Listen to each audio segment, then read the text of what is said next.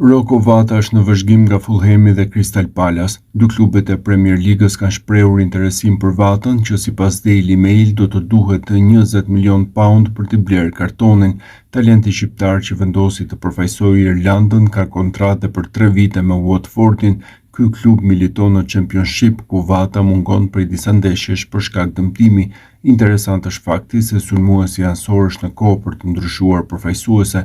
Në rast se ekziston dëshira mes palëve, 20 vjeçari mund të përfaqësojë Shqipërinë në të ardhmen. Talenti Rocco Vata po rritet gradualisht e ekipi Watfordit në Championshipin anglez, teksa numëron 2 gola dhe 2 asist në 10 ndeshje. Kartoni i sulmuesit të majt ka arritur deri në 1.8 milion euro. Rocco është djali i legjendës së kombëtares Rudi Vata, edhe pse talenti në fjalë ka bërë debutimin me përfaqësuesen e Irlandës.